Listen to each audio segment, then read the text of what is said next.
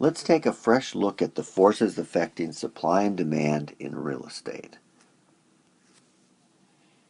If we can understand the forces creating more or less buyers and the supply of homes for sale, we can get a sense of whether it's a balanced market or if the forces are pushing towards less buyers and lower prices, or, on the other hand, if there's forces creating more buyers and less properties for sale, which will push prices up. So the best way to figure that out is if you can understand how many people there are and who they are and what their economic situation is and how they weathered the Great Recession, we can get a handle on what's most likely to happen.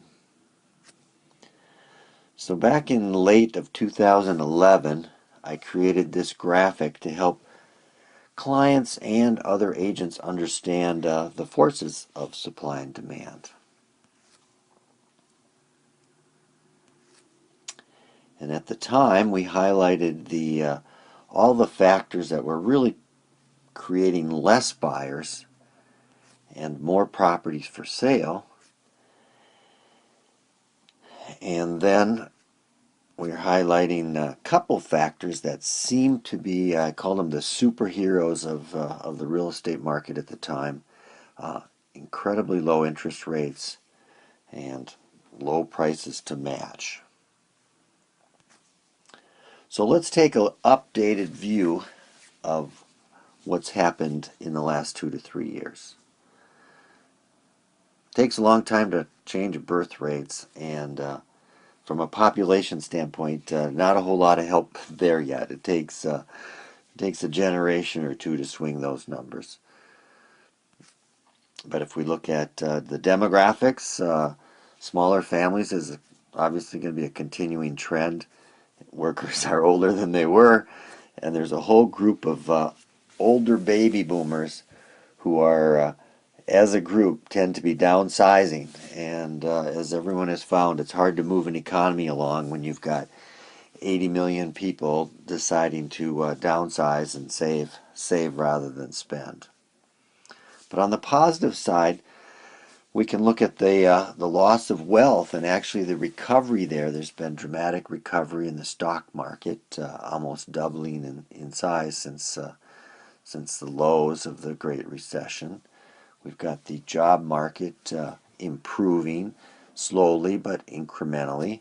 Household debt is dropping, and the folks who were underwater, gradually, there's fewer and fewer folks who are underwater, and it's predicted in the next 2 to 3 years that will be greatly improved as well.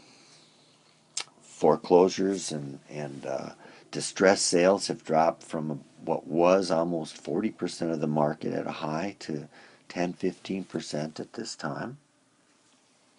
And as far as later and delayed families, I mean, the nature takes care of that. You can't delay things forever. So on the credit side, some improvement. Obviously, it's harder to get a loan now than it was in 2005, but the systems are not as broken and running a little bit smoother. Gas prices have moderated or actually dropped since that point in time. And inflation is not a concern, although it could pop its head up at any time. It's not currently causing pressure. So all of these forces have combined in the last 2 to 3 years to create a situation where there are more eligible, capable, willing buyers, and it has pushed the market up 20% or more in most areas. So that does eliminate one of the factors that was propping up the market during the more difficult times. And the other factor that held the market up. The historically low interest rates have increased as well, from about 3.5 to about 4.5. It's still bouncing around a little bit, but seems to be the pattern. So now in May of 2014, what can we expect? Well, my best guess is really the just modest improvement on home values as buyers' demand does gradually improve, and somewhat moderated by the fact, though, that we do have higher prices than they were, and we do have higher interest rates than they were. So I'm predicting modest, balanced growth going forward.